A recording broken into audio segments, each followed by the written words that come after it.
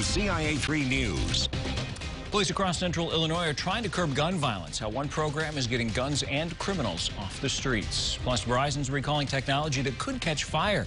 Why some schools are now trying to figure out if students are at risk. And it's another sign of normalcy, how restaurants and shops have fared this year. You're watching your local news leader. This is WCIA3 News at 9 on X49. Hopefully reduce the amount of gun-related crimes in Champaign County. That is the goal for Champaign County Crime Stoppers, which is working with the community to stop gun violence. Good evening, I'm Paul Cicchini. Jessica's off tonight. Crime Stoppers is continuing its illegal gun bounty reward program. You can anonymously send in a tip and potentially receive a cash reward. If you provide a tip that leads to the arrest of someone who used a gun for a felony in Champaign County, you can get up to $1,000. So far, the program's taken 32 guns off the streets. It has also led to the arrest of 26 people involved in gun-related felony crimes. The program's been ongoing since 2019. So far, 24 rewards were approved for a total of $24,000 in cash payouts. The success of the program has led to funding from other community groups, including Champaign County Community Coalition and the City of Champaign. We do not want to know who called. There's no tracers, there's no caller ID, so it's totally anonymous. Crime Stoppers says this warmer weather has resulted in an increase in gun-related crimes. They encourage witnesses who are afraid to speak up to use the illegal gun bounty program and submit a tip anonymously. There are 3 ways to reach out to Crime Stoppers. You can call, go through their website, or submit a tip through the P3 Tips app. That information is right there on your screen. We'll also have it on our website, WCIA.com. Springfield police arrested a man on gun charges last night. Officers learned a convicted felon had a gun. They found him on a porch on Bethany near North 17th. Police say when they approached Jeremy Banks, he ran. He was arrested. Police found a loaded gun in his pocket. Banks is facing several charges, including unlawful possession of a weapon by a felon and resisting arrest. New tonight, take a look. The Livingston County Sheriff's Office is looking for that man after a bank robbery today. A warrant's out for John Beck. He has a history of armed and aggravated robbery throughout central Illinois. He was paroled in August. If you have any information about where he could be, contact the Sheriff's Office. 2 people are dead, 2 others seriously hurt after a crash in Christian County. The Capitol Police investigator is accused of DUI. Happened after 11 last night on Route 48 between Taylorville and Stonington. State police say 46-year-old Robert Hodson was driving north when he entered the southbound lane while trying to pass.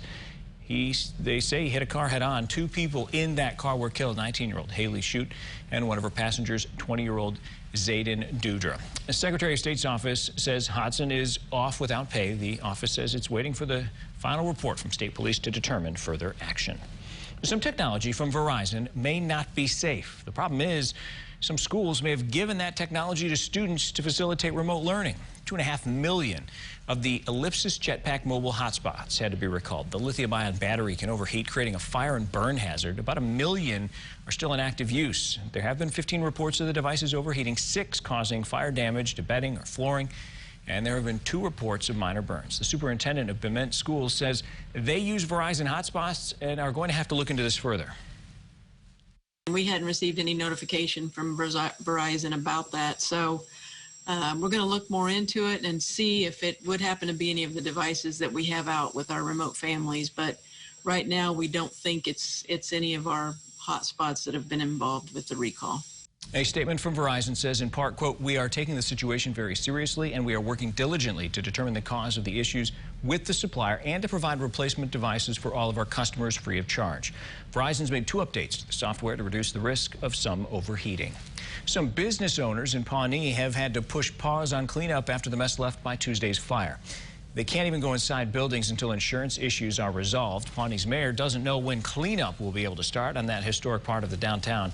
The 100-year-old structures need to be checked for asbestos before crews can step inside. The businesses that remain on the village square are in standby right now, but will spring into action when the time is right. We need to let things, kind of lie down and let the insurance people do their thing, and then we'll get together and we'll support them, and we'll do whatever we can to make sure that they get up and running soon, very soon. All 4 buildings are a total loss. The state fire marshal says the damage too extensive to determine a cause for that fire. Here's a look at today's COVID numbers in Illinois. There are more than 4,000 new infections. That happened for the first time since January 29th. 21 additional deaths in the last 24 hours. Positivity rate 4.8%. And it was another record-breaking day for vaccinations. 164,000 plus were given yesterday. The daily average 118,000. That's made for a total of 6.8 million shots in the state. Nearly 21% of people in Illinois are fully vaccinated. It's a sign things are slowly coming back. More people across the country getting vaccinated. Restaurant and retail traffic on the rise. A recent Zen Reach study shows in the first few months of 2021, restaurants and shops saw 47% more business compared to 2020. The Devon Lakeshore Amphitheater in Decatur has sat empty for more than a year, but it's reopening in May. And it's adding some big names to the lineup in celebration. Concert season kicks off May 21st. Tickets are on sale right now, but some potential buyers are hesitant because they've seen tickets listed for high prices. The GM says those prices aren't legitimate. Anytime you see tickets that seem like they're pretty pricey, always look at the source. As we know, there's a lot of resellers out there that want to capitalize on their chance to make some quick bucks off of tickets they paid less for. It happens for every event. We try to really watch out for scalpers, and we cancel orders when we catch them. But every now and then things get through, and they make it their way onto the internet. Ticket prices should range from $5 to $75, depending on who's performing and where you want to sit. They're still waiting to hear what the COVID protocols will be once they open in May. The U of I has a new housing option for students who are part of the Jewish community. It's called Illini Chabad, and it makes the U of I the first in the nation to have a university-affiliated housing option for Jewish students specifically. It's made up of 2-bedroom suites with modern furniture, reservable communal study rooms, and more. It's open to both freshmen and upperclassmen. More medical experts testified at Derek Chauvin's murder trial, what they say killed him. Plus, tributes are pouring in after the passing of Prince Philip. A look at the life of Queen Elizabeth's husband.